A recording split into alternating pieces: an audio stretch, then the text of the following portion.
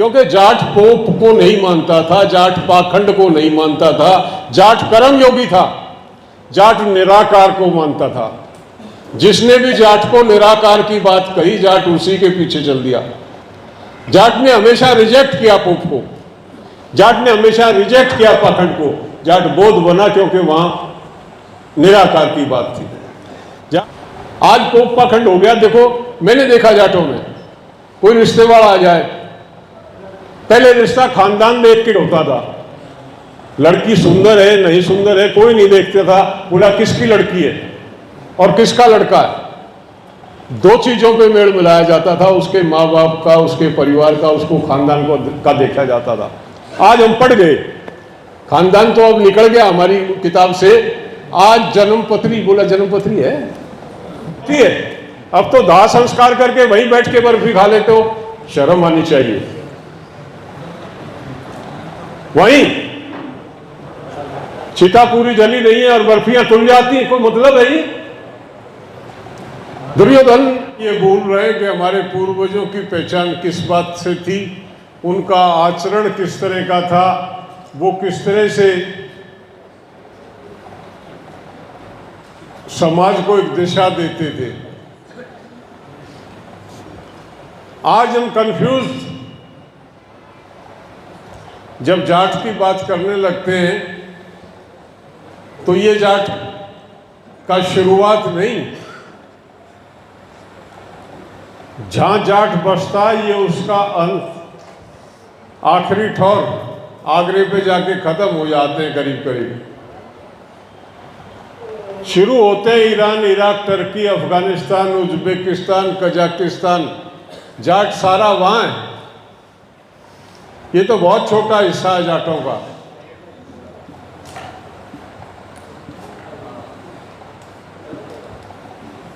जाट क्यों गया, क्यों जाट ने धर्म परिवर्तन किए,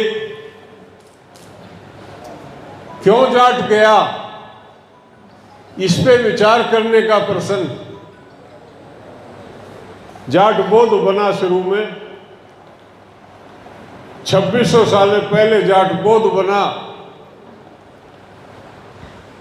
1300 साल पहले एक षड्यंत्र करके जाटों को दोबारा से उस पोप में घसीटा गया। जैसे ही इस्लाम आया वो सारा जाट इस्लाम में कन्वर्ट हो गया, जो ईरान, इराक, टर्की, अफगानिस्तान और जो रशिया के जो मुल्क हैं, तजाकिस्तान, कुर्गिस्तान, उज्बेकिस्तान, उसमें सब जाट कबीले वो कन्वर्ट हो गए। वही कन्वर्ट नहीं हुए पाकिस्तान, जो पंजाब के 19 जिलों में से 6 ही तो हमें इधर आए, 13 तो वही हैं। जाट बाहुल्य है सारे जिले। पाकिस्तान में राज आज भी उन 13 जिलों का चलता, जाट ही है, डोमिनेशन उनका ही है। लेकिन कन्वर्ट हुए, क्यों हुए, कारण क्या थे? क्योंकि जाट पोप को नहीं मानता था, जाट पाखंड को नहीं मानता था, जाट कर्म योगी था, जाट निराकार को मानता था। जिसने भी जाट को निराकार की बात कही, जाट उसी के पीछे चल दिया। जाट ने हमेशा रिजेक्ट किया पोप को, जाट ने हमेशा रिजेक्ट किया पाखंड को। जाट बौद्ध बना क्योंकि वहां निराकार की बात थी। जाट इस्लाम में गया क्योंकि निराकार की बात थी। जाट सिक्खी में गया क्योंकि निराकार की बात थी। और जाट आर्य समाज में गया क्योंकि निराकार की बात थी। समझ रहे हो मैं क्या कहना चाह रहा हूं? ये हमारा बेसिक चरित्र, कर्मयोगी हमको भगवान से, राम से मिलने के लिए किसी मंदिर में जाने की आवश्यकता नहीं थी। हमारे पूर्वजों को जाते नहीं थे। किसी ने अपने पिता को या दादा को मंदिर जाते देखा कभी? जाते नहीं थे। लेकिन सुबह उठते थे, सामने से कोई आया, राम राम भाई,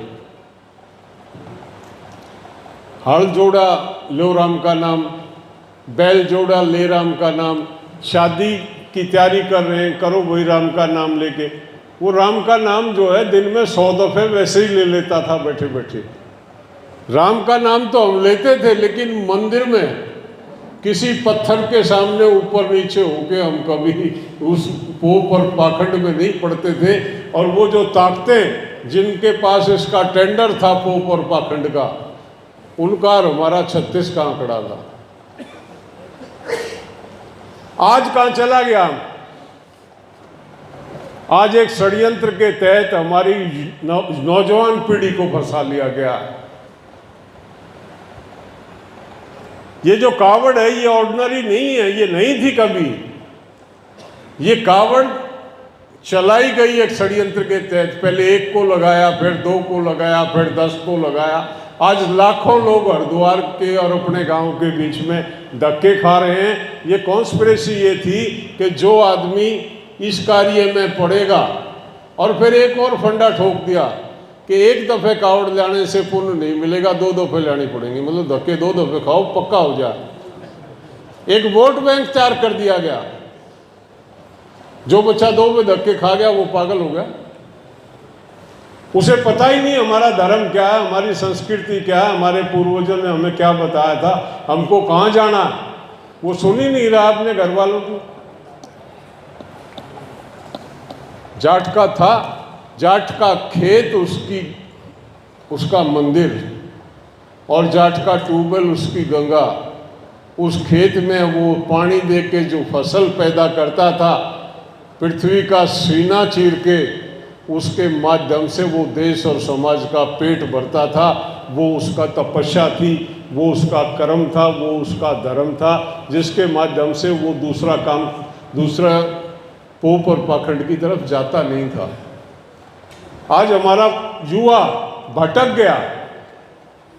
हमारे यहाँ नशे का नाम नहीं था, शराब हमारे यहाँ आ गई, नशाखोरी हमारे यहाँ आ गई, दहेज हमारे यहाँ आ गया। हमारी कम्युनिटी में फक्र से कहते थे लोग, बोला क्या किया, बोला वही 1 रुपये का रिश्ता लिया। 1 रुपये का रिश्ता लेना समाज में अपने आप को सम्मानित महसूस करता था जाट। आज जाट भी बड़ियों की तरह सौदे में आ गया, अंडर हैंड सौदे करने लग गया। कितने लगा हुआ, गाड़ी कौन सी देगा? अरे लड़की दे रहा है तू, गाड़ी क्या करेगा? गाड़ी पे चढ़ेगा, बहू लाएगा घर में। ये मतलब एक बीमारी आ गई समाज में। और इस जो गंगा के इस तरफ के इलाके में तो मतलब जो भाई अभी जिक्र कर रहे थे, इतनी बड़ी कुरीति है। हमारे यहाँ भी ये फंडा बढ़ रहा है। ये समाज की वजह से एक दफे मृत्यु भोज हमारे यहाँ 0 हो गया था। अब भी कोई आदमी शरारत करता, पैसा आ गया हमारे यहाँ थोड़ा सा लोगों के पास, तो वो 17वीं और फलाना ढिगड़े का नाटक करता। लेकिन आपके यहाँ तो अति है, अब तो दाह संस्कार करके वहीं बैठ के बर्फी खा लेते हो। शर्म आनी चाहिए। वहीं चिता पूरी जली नहीं है और बर्फियां तुल जाती हैं, कोई मतलब है ये? दुर्योधन ने कहा श्री कृष्ण को, भाई भोजन कर लो। श्री कृष्ण कहने लगे, जिस घर में कलह हो, जिस घर में शौक हो, उस घर का तो पानी भी नहीं पीना चाहिए, तू भोजन की बात कर रहा। आदमी वो मरा नहीं था, उस घर में झगड़ा था। बोला तुम्हारे घर में राड है, ऐसे घर का तो पानी भी नहीं पीना चाहिए। और यहाँ आदमी की मौत तो मिठाइयाँ खाते, लड्डू बनाते हैं। ये सब समाज की बात है क्या? चूक है, हो गई, एक गलत परंपरा चल रही है, उसको छोड़ना भी पड़ेगा ना। आप बढ़ रहे हो आगे, आप आगे जा रहे हो। हर जगह यही होता। अभी कह रहे थे एक वक्ता, इसका जिक्र कर रहे थे, मैंने देखा गांव में आते लोग, बोला भाई बड़ा दुख हुआ, मर गया, बड़ा अच्छा आदमी था। 100 बातें करते हैं और 100 बातें करके फिर खड़े होते हैं, बोला वो के साथ ले गया, मौज है भाई, 2 पैसे उसके नाम से लगा दो। हर गांव में ऐसे गिरोह, लड्डू पाट हैं वो। और वहाँ आदमी इमोशन में होता है, उसके घर का कोई सदस्य चला गया, वो जीभ दबा के कह देता है भाई करेंगे कुछ ना कुछ, और वो हाँ करा लेते हैं। और जब घर से निकलते हैं बाहर जाते हैं तो वो हंसते हैं, बोला भाई एक दावत पका दी, उसको दावत बोलते हैं। बेशर्म, निर्लज। कंडम करना चाहिए ऐसे लोगों को, हर जगह ऐसे लोग। हम कहाँ जा रहे हैं, किसकी बात कर रहे हैं? ऑल इंडिया जाट महासभा का ये एजेंडा, ऑल इंडिया जाट महासभा इस पे काम करती है। ऑल इंडिया जाट महासभा कोई फाइनेंशियल इंस्टीट्यूशन नहीं है। ऑल इंडिया जाट महासभा का काम है जागरूक करना समाज को। ऑल इंडिया जाट समाज का काम है एक धागे में पिरोना समाज को। ऑल इंडिया जाट समाज का काम है प्रोवोक करना। हमारा मकसद है कि आपके बीच में आए, और ये बात आपको अपमानित करने के लिए नहीं कह रहे हैं। ये हमारी कुरीतियाँ, मैं भी आपका हिस्सा हूँ, आपका अंग हूँ, आपका भाई हूँ, बच्चा हूँ, जो भी हूँ। ये पीड़ा है अपने समाज की, एक आदर्श समाज जिसकी उदाहरण दिया जाता था, जिसकी क्रेडिबिलिटी थी, आज उस समाज की गिरावट को देख के अच्छा नहीं लगता। आज पोप पाखंड हो गया। देखो, मैंने देखा जाटों में कोई रिश्ते वाला आ जाए, पहले रिश्ता खानदान देख के होता था। लड़की सुंदर है नहीं सुंदर है कोई नहीं देखता था, बोला किसकी लड़की है और किसका लड़का है। दो चीज़ों पे मेल मिलाया जाता था, उसके माँ बाप का, उसके परिवार का, उसको खानदान का देखा जाता था। आज हम पढ़ गए, खानदान तो अब निकल गया हमारी किताब से। आज जन्मपत्री, बोला जन्मपत्री है, आज 70-80% रिश्ते जन्मपत्री देख के हो रहे हैं। पहले कितने शादियां टूटती थी आप बताओ अपने गांव में? शायद कोई गलती से, शायद गांव में नहीं, गुआंढ में एक आध केस होता था। आज जाटों में 60% शादियां इस जन्मपत्री की वजह से टूट रही हैं, क्योंकि परिवार नहीं मिलाए जाते, वो कागज मिलाया जाता है, जिसकी वजह से ये खेल बिगड़ रहा है सारा।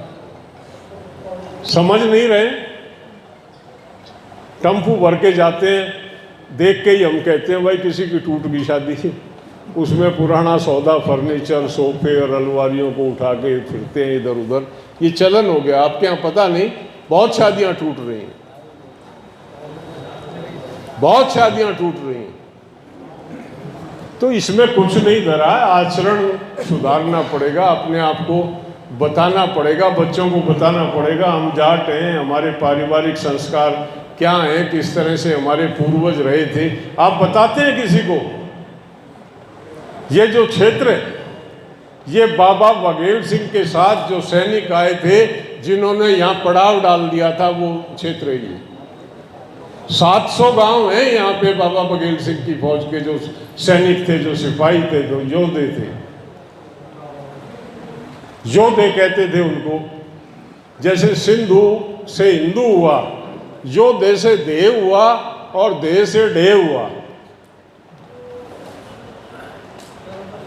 योद्धे इसलिए कहते थे कि ये वीरों का इलाका था। वो सैनिक, वो बहादुर जो अन्याय के खिलाफ पंजाब से अपना डेरा उठा के इस तरफ बढ़े थे, यहाँ पे आए थे। इतिहास होता है क्षेत्र का। अगर हम उसकी चर्चा नहीं करेंगे अपने बच्चों को, तो बच्चे तो मिल जाएंगे उन भेड़ों में जाके शामिल हो जाएंगे। आप धक्का कर रहे हो अपनी औलाद से, आप उनको बता नहीं रहे हो हम कौन है, हमारा क्या इतिहास है, हमारे पूर्वजों ने क्या किया इस देश के लिए, इस समाज के लिए। आप बताओगे नहीं तो उनको गर्व कैसे होगा अपने आप को? काम करने की आवश्यकता है। मैं जहाँ की लग उस पोजीशन में आज है कहाँ समाज? मंदिर बना रहे हैं। आज से 50 साल पहले कितने गांव में मंदिर थे? कंपटीशन हो रहा, एक से एक कंपटीशन में कि हमारा मंदिर तुम उससे ऊंचा, उससे सुंदर लगे हुए। मैंने जयपुर में कह दिया, मैंने कहा एक पत्थर की मूर्ति जिसको एक पत्थर को एक कलाकार ने एक आकार दे दिया। जितने भी वो कलाकार हैं जो पत्थर की मूर्तियां बनाते हैं जयपुर के सराउंडिंग्स में, आप उन गांवों में जाओ, एक भी किसान जाति का आदमी वो मूर्ति नहीं बनाता है। सब दलित उन मूर्तियों को बनाते हैं। वो मूर्तियां फिर खरीद के हम और आप ले आते हैं। और एक जो कर्मकांडी लोग हैं वो आता है, बोला मैं इसमें प्राण प्रतिष्ठा करूंगा। कोई इतना शक्तिशाली आदमी जो पत्थर में प्राण प्रतिष्ठा कर रहा है, उसने अपने माँ बाप, बुआ, दादा दादी, चाचा ताई मरे किसी में करी क्या प्राण प्रतिष्ठा? क्या ऐसा संभव है? लेकिन हम मान लेते हैं। और विडंबना, जिस कलाकार ने उस कलाकृति को बनाया उसको अधिकार नहीं है कि फिर वो उस मंदिर में जाके उस मूर्ति के सामने हाथ जोड़ सके, क्योंकि प्राण प्रतिष्ठा होगी उसमें। क्या समाज है ये? हम चौधरी छोटूराम के अनुयायी हैं। चौधरी छोटूराम ने जब धर्म के कॉलम भरने लगे वो, तो उन्होंने वैदिक धर्म लिखा उसमें। उन्होंने राह बता दी थी, मैं हिंदू हूं। वो सब हिंदू हैं जो इस क्षेत्र में रहते हैं। हिंदू कोई धर्म नहीं, हिंदू एक कल्चर है, संस्कृति है जो इस क्षेत्र में, जो सिंधु का भ्रंश हिंदू है। विदेशी जो सिंधु के इधर रहते थे उनको सिंधु कहते थे, और आहिस्ता आहिस्ता सिंधु शब्द का भ्रंश जो है हिंदू हो गया। हिंदू कोई धर्म नहीं, धर्म सनातन, और सनातन धर्म